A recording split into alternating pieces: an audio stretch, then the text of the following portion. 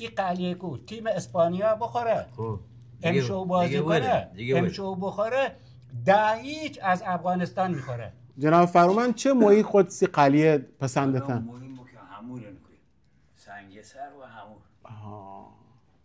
دیگه خیلی که دست کم بری شومه دیگه قدیمیه؟ نه دیگه نمیرم. درود خوبی؟ قربانت ما این بار منتظرتیم. جواد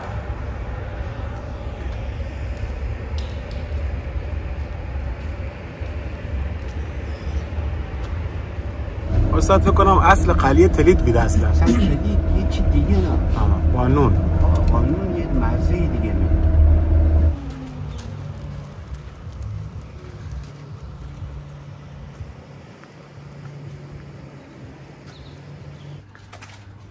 قلیه تو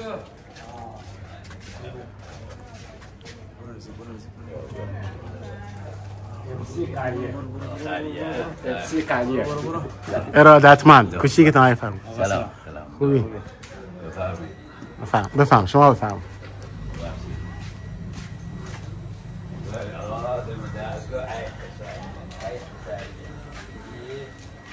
آقای فرمن از همون اول شماره 13 دوست داشتی یا اتفاقی نی؟ شماره 13 پیرن.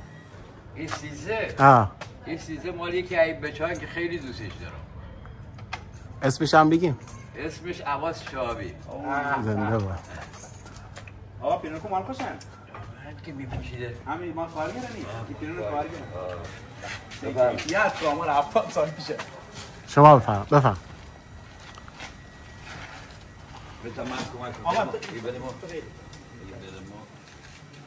بفهم استاد بفهم. فکر یکی داری دیگه درسته؟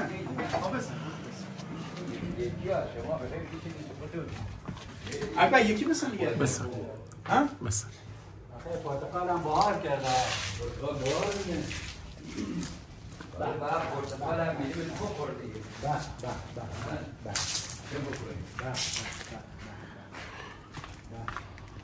یکیش میادی آقا که قرض نکنه داره. نه قرض نمیکنه پرتقال خوبیه. از این ما نمیکنه.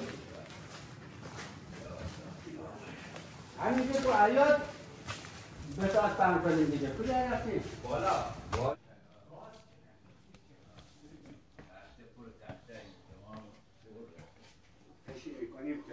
دو تا سه تا عادی بریم دومن؟ بریم دومن بهتره. تاش قشنگتره. خیلی بهتره. خیلی قشنگ. بریم.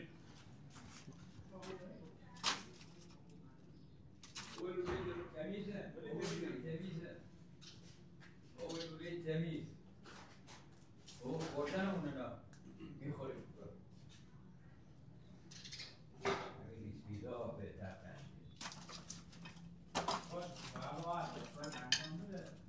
یعنی دیگه داخل شهرهای دیگه تیمی به اسم کارگر نداشتیم. بله آبادان داشتیم نه. آبادان. ما الگومونم غیر از خودمون که این حرکت داشتیم به یه اسم بودیم، الگومون خود کارگر آبادان بود که بچه‌های کارگرش نفتی به حساب نفتی ها میدن اینا. اکثرا هم خب ما بوشهر بودن میرفتن دیگه.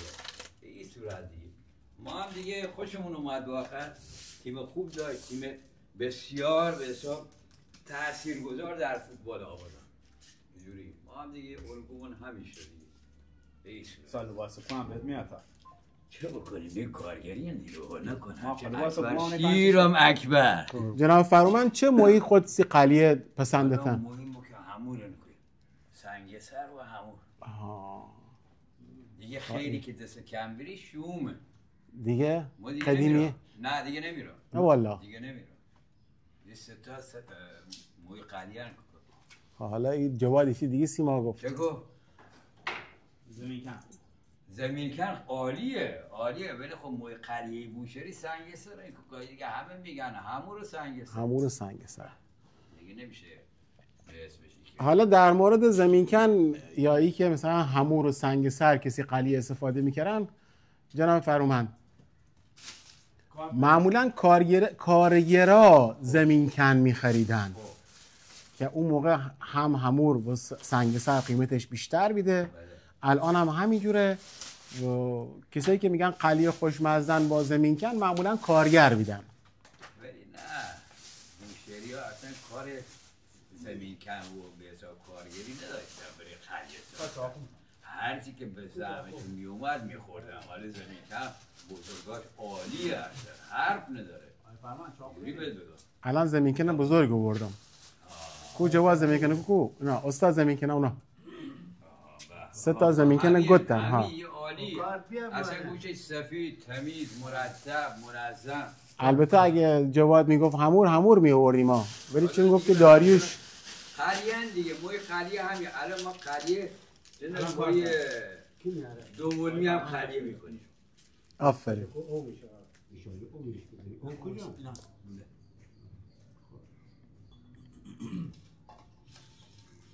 تاریخی بشه براتون، هم خوشمزه بخورین هم یاد گذشته. یه خاری داره این زمینکن. اصل خاره، اصل خاره.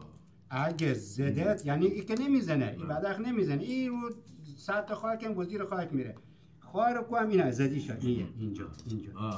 این اگه پات نادی مثل سوزن اینطوری میمونه. اگه پات روش نادی خب به خاطر هم میره زیر زمین نه. این زیر خاک میره به خاطر همین سیرا. او بهانه بکو تا بره. یعنی اگه اینا گلوله بکنه. سیر فلفل نه. سیر فلفل بکن. یعنی اگه گلوله بزنن که به پاتا بهتره. ولی فریاله بزنه. این هم کسی که میاد فریاله نداره. فریاله خیلی. این جواد چه میکوه؟ بزن این چه میکنی؟ بزن جواد. ضربه. دست روش قلاب کن. چه میکویی؟ دست رو دایره هوانگا کلن بچرخون. دست چپت نه دست چپت حصار کروش سپر کروش. از سلاق به دست بزن. درسته؟ نه درست میزنم. نکرده. ما بیام به تو بگیر جواد. بیا. جواد چه میکنی تو؟ اکبر حرف بزنه چه میکنی؟ سیر میکوبینیم نه. چه ننی؟ سیر قلیه. چه قلیه؟ قلیه موی زمینکن که قرارن آموداریش درست کنه امروز. دور همدیگه. بوشریه یا نه؟ یا همین اصل بوشریه نه. زمینکن بوشری ها خب با چند نوع موی قلیه درست میکنن. موی اولشون هموره. همور و سنگسره. گوشتش خیلی خوشمزه ولی باید مواظب یه چند تا خار یا به قول همین تهرونیا تیغ.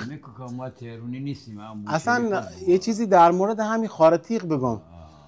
آی فرومن خار درست ترن می این گل خار داره یا تیغ داره؟ خار داره. تیغ فلز. پس آقا سی تهرونی ها بگو که دیگه نگن ایچنن تیغ برکشیدن و تیغ زدن و ایچیا تو جنگن و یکم تیغ صورت تراشیه. کسی نمیگه خار صورت تراشی.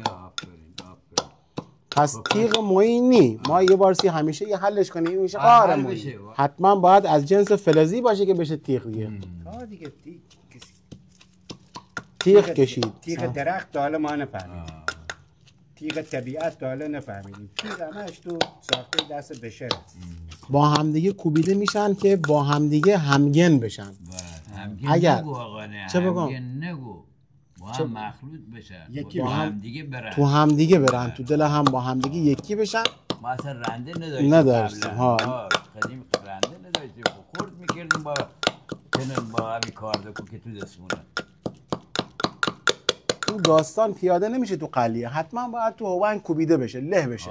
با همدیگه تو دل همدیگه برن بشن یکی. درست نمکم که میزننش نمک به خاطری که نپره. بچسبه قد همدیگه. بعد تو کوبیدنش هم بوی تند و اضافی سیر پریده میشه ولی عطر سیر حفظ میشه. دیدی بعضی موقع میری خونه رفیقی کسی دده کوکی میبینی قلیه داشتن بی حوصله مثلا سیرکو ریز ریزش کردن خند داخل قلیه میخوای به چشم ماش کنی تا ببینید دست دهنش بو سحک مایه و سیر میده. سیرکو نکوبیدن.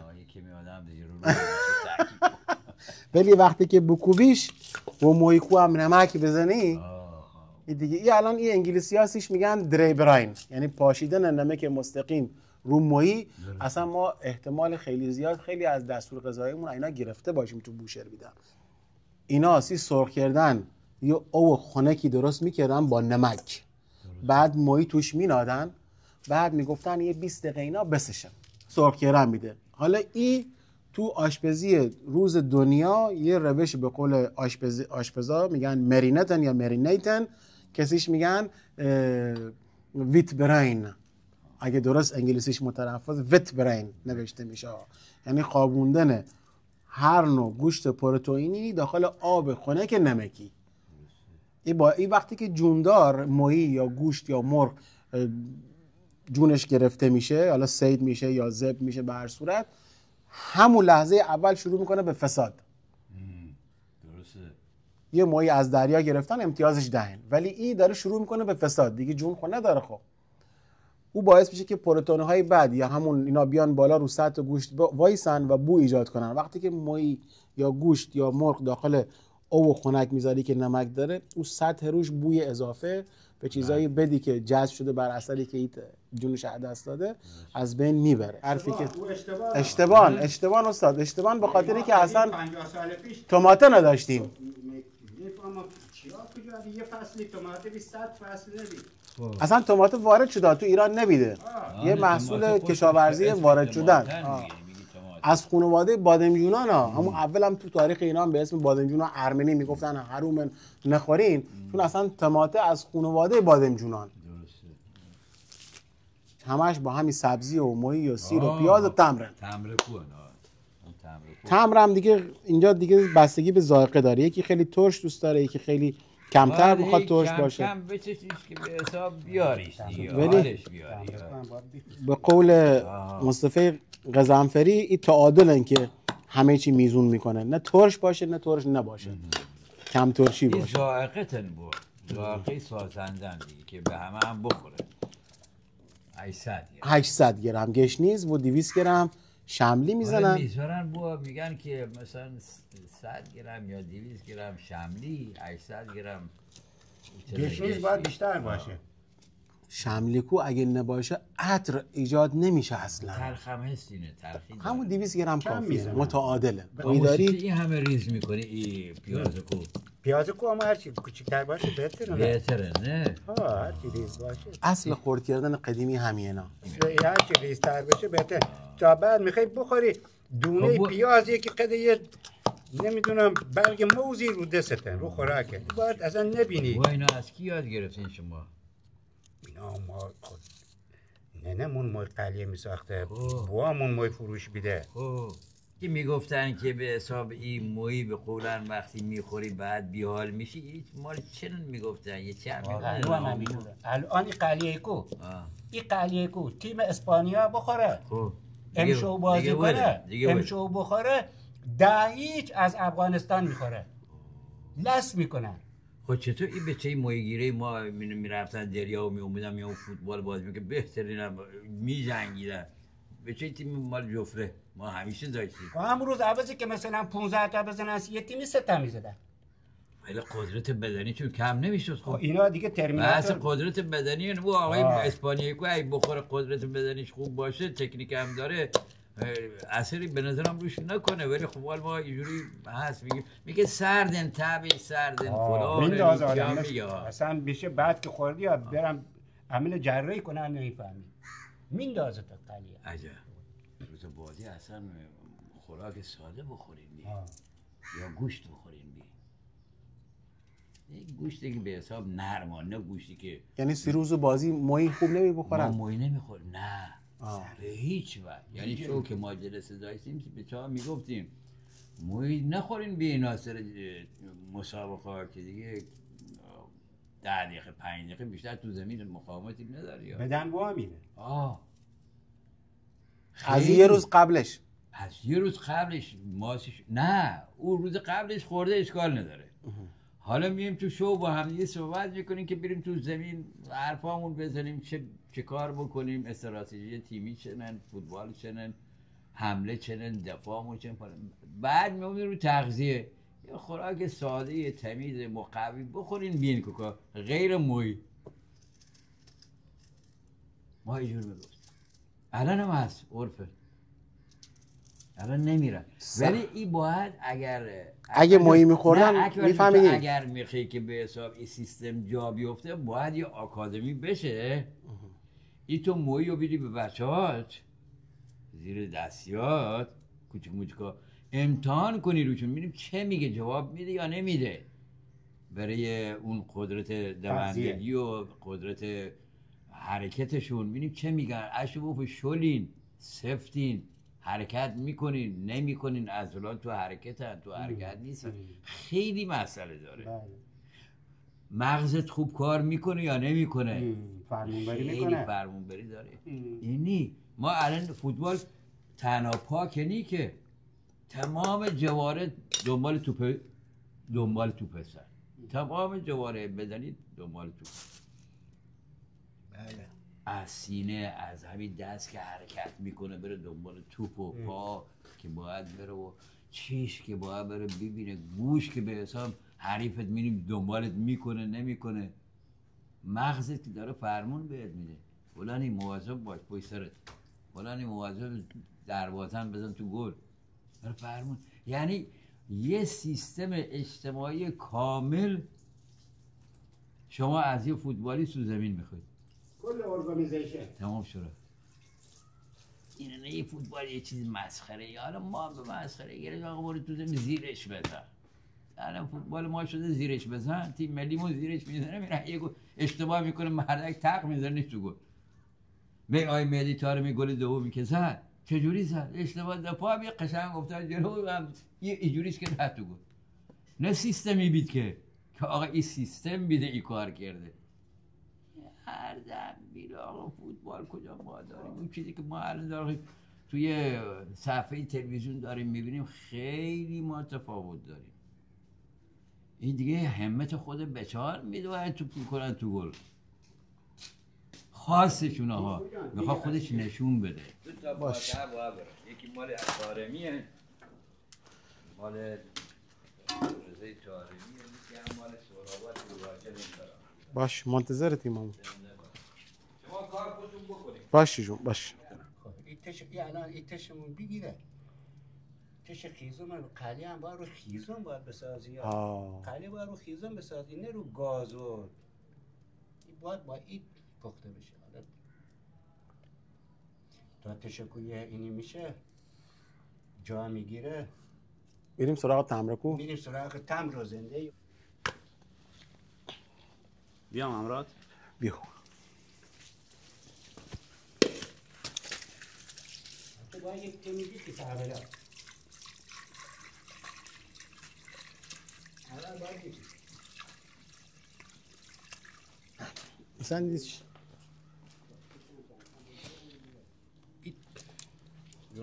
این تمری هم که استفاده میکنیم ما ببین الان این تمر فله بهش میگن، تمر نایلونی و پاکتی و بسته بندی نی. این نخا میبینی، این نخا باید باشه توش. این رنگش اصلا که نگاه کنی رنگ سیاهه. قلیه باید تمرش سیاه باشه، نه قهوه‌ای باشه، نه این پاکتی ها که یه طرفه سفیدن تمر، یه طرفه سیاهن، یه بخششون رنگ قهوه‌ای، یعنی اصلا اونا تمر قلیه نیستن. تمر قلیه اینا این هسته و پوستش و غلافش و همه چی باشه. این باید خوب پنجش بگیری.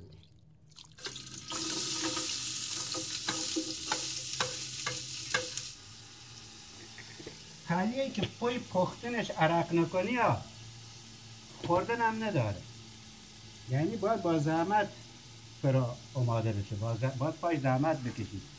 تش خیزان باید بخوری، گرما بخوری، نه خیلی زیر کولر رو گازا نمیفهمم. او تو یه دنیایی باشه تو تو یه دنیایی دیگه. او به درد نمیخوره. استاد یه جوری سوپ محسوب نمیشه نه؟ بله نه سوپ ماهیه، سوپ ماهی محلی هم دیگه، قلیه سوپ ماهیه. یه نوع سوپه. آره قطعا سوپه. خیلی مفیده. ما یکی از این همکاران پاش شکسته بی بعد گفت که دکتر گفته کلسیم و چیزا. گفتم دکتر کجایی؟ گفت تهرانی. گفتم دکتر اگه بوشهری بی سید میگفت قلیه بخور. بله. ماهیش پروتئینن، سیرش سلامتن، سبزیشن، اصلا تمرشن، اینا همشون جز به جز خودشون کلی خواص دارن. استاد بدن انسان خوش به طور طبیعی 9 تا اسید آمینه تولید میکنه به تنهایی، ولی اسید آمینه ها 20 تا، یعنی 11 تا دیگهش باید از مواد غذایی به دست بیاره. بیرون متکی به بیرونه، متکی به غذا به بیرونه. حالا یکی از این مواد غذایی که اسید آمینه خیلی بالایی داره، اصلا اسید آمینه تو بدن انسان مثل آجر انسی دیوار، اسیدهای آمینه مثل دیواری این که بدون آجر خالی نمیشه، فقط با گچ یا با سیمان خالی ببریش بالا، دیوار نمیشه. اوتورین یکی از مواد مثل هم آجر، مثل بلوک. آرماتور بندی بدنه. درود بر شما استاد با توصیفای خوبی که انجام میدید. آرماتور بندیه. همون اون فکر کنم آرماتور بندی بهتره او آجر باشه. میبافه بدن. یکی از مواد غذایی که پروتئین خوبی برای بدن انسان تامین میکنه مویه. حالا مویا کلا اصلا پروتئینا یه چیزی دارن به اسم هیستیدین، اگه ما اسم انگلیسیشون درست بگم چون ما لهجه دارم شاید اشتباه بکنم. مثلا اگر یه پروتئینی تازگی لازم نداشته باشه مثل مویی، این هیستیدین تبدیل میشه به هیستامین، او وقت خطرناک میشه. آنتی هیستامین برای همین میخوریم. آفرین. آنتی هیستامین که میخوریم که خلاف هیستامین عمل بکنه. یعنی اگر یه مویی کیفیت نداشته باشه هیستامین تولید کرده و باعث مسمومیت میشه. بعد این مسمومیت یکی میبینید دل درد، یکی سردرد، یکی بیحالیه. ولی اگه یه مویی 100% تازه باشه هیستیدینش حفظ شده و اصلا تبدیل با هیستامین نشده.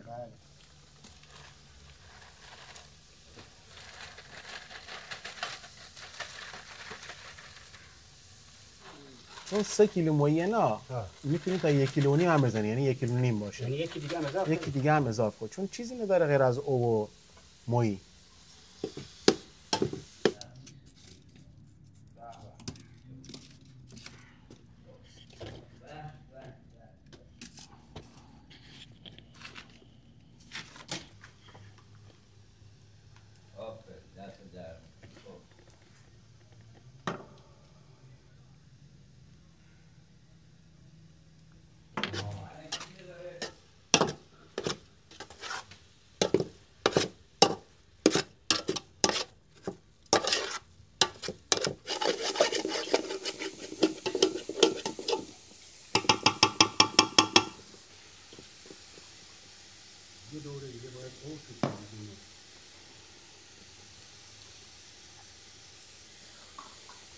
خب مایا یه تفتی بدید.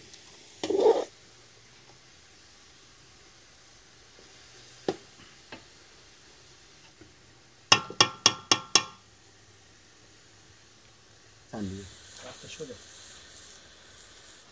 مای تو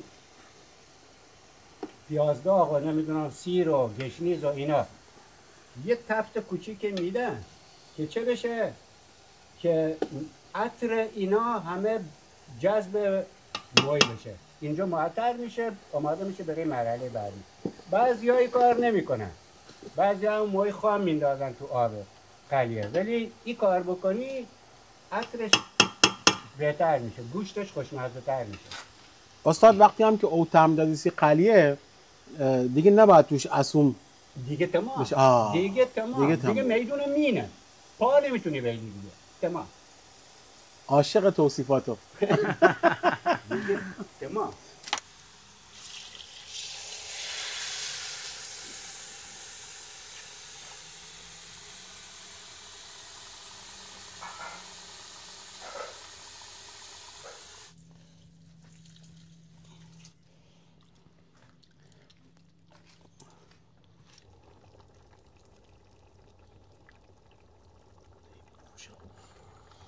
الکیا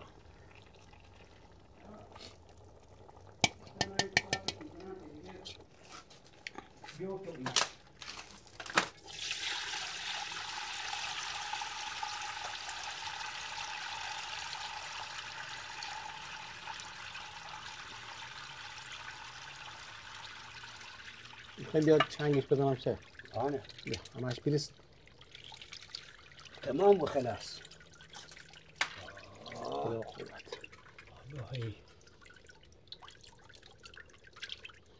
نمک کو و فلفل کو میخواد. نمک میخواد و فلفل. نمک و فلفل. اینجا نه. فلفل سنجدی هم باید بزنی. برو. هرچی تیزتر بهتر. بسشن؟ نمک هم نزدی. بیا نمک هم بسید اینا. اصل کاری. دست بیا. نمک. دست بیا. خب چقدر میخوای بدنی؟ بسش زیاده. آها. شور نشه. نه زیاده. بس بیدوست نمی. خب تمام و خلاص. این میذاریم روش تا دیگه خوب دم بکش.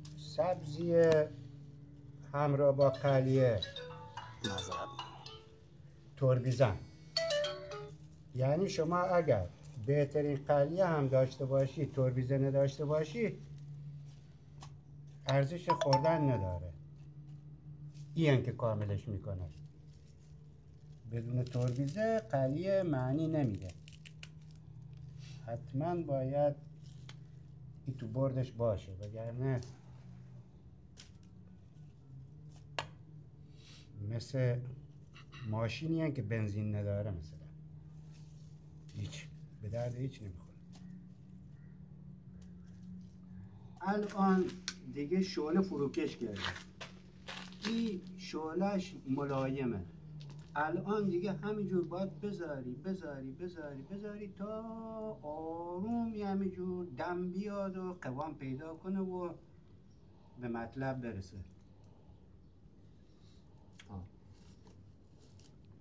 الان شعله نباید زیاد باشه، شعله باید کم باشه که خوب دم بیاد.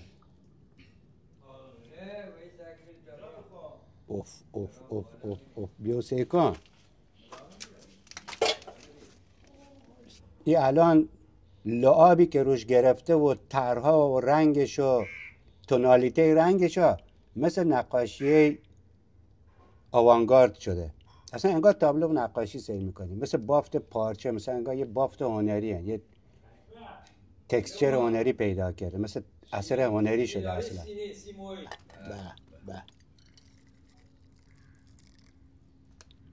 بو آردم دادی؟ همه چی. نسوده دهنه نسوده. نه این بو که میکنی تمام منافذ باز میکنه آنه مجرای تنفسی تمام باز میکنه. من تندی فلفلشونه اینا و سیر رو به خیلی خوبه. ولی اگه کمی هوش مشتر بی هنو بهتر بی. اگه سب کنیم مشتر میشه ولی الان هم دیگه بسیشن. تیلیت خوبن. تیلیت هم لازم چون تیلیت کنیم کمی آومایش کردیم. درسته. تیلیت اگه اوش کم میشه کم میاد دیگه. تیلیت نمیشه. این درسته. بوشهر اصلا با برنج نمیخوردن. نه همین. تلی استاد میگم کله ماهی زمین کبر میدن دیر. گوش نداره خب. حالا زمین کن نه نازکن ولی بر سر کله سنگسر و همور دعوا میشه. جنگ میشد. مخصوصا رو لنج که بیدن میخواستن برن کویت و اینا وقتی مچبوسش و قلیهش میساختن این که کله سری کی بیاد دعوا که میری گیره کی بیاد. نه او کله یامور میفهمم با سنگ کله با کله زمین کم بیدم. زمین کنم نه کله زمین کم گوش نداره. دار اتفاقا دو تا گوشت لب داره مالا نشونتون میدم. حالا داره خیلی یعنی مثل طعم خرچنگ میدی خوشمزه. به خدا اصلا نمیشه بجویش حلوا شده ها سکو استخونش هم میشه بخوری. این کله زمین کنه کن بیام در بیارم مایا سازندش بیا رنگ سی بکن رنگ این رنگ موی قلیه باید اصلا رنگ موی قلیه زیکو رنگش طوری انجواد رنگ گوشت کو خارجی نه استاد ولی بو هم همیشه میگه کله موی ما بوی خونه ما سر خونه نه خب میشه سیاهی فرمان سی حلوا شده ها 3 تا کله نه به دیگه ما همون همه فیش نده که یه قلیه ساختی ای فیس میدی رنگ سی بکن خب بوش رنگ همه چیش خوب شد به خاطر تش تخته نه ای رو گاز بی نمیشد. اشکال نداره همینجوری هم خوبه ما میخوایم تلیت بکنیم. بیا اکبر واسه سر بری توش. از سازندش بعد چه درست کنی استاد؟ بیا بریم نون تلیت کنیم. نون تلیت کنی، نون تلیت کنی. برید تلیت کنیم ببینیم نون کم نداشته تا برام نون بیارم. بیا روی دیگ دوربین بنداز رو دیگ سکو تو دیگ چه خبره نه. یکو خوردن داره ها. بیا رو دیگ بیا بنداز رو دیگا. سی چی شده ها.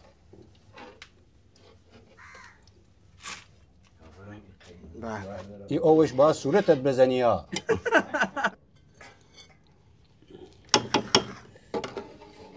خیلی خوبم، خیلی خوبم. درو.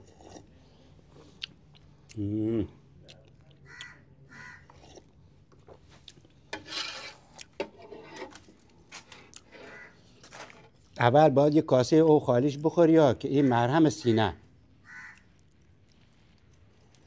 فلفل هم استاد توش باشه. پره. دماغ چرت کنه. پر. ها خوب شد.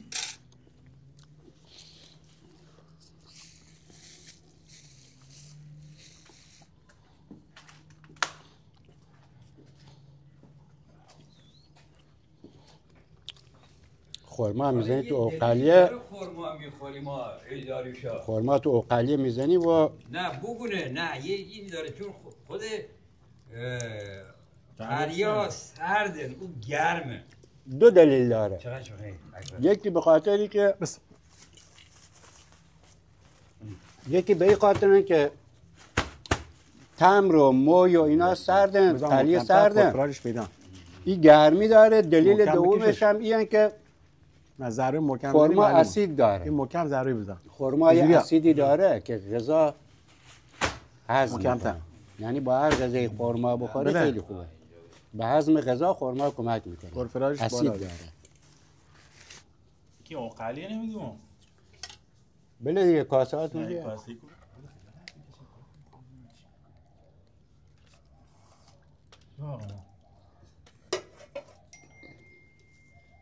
غوغا یعنی نون میخوان، نون کم بیاری. نون خورد کنین. نه استاد بسنا. اون زیاد نمیخورم. ها؟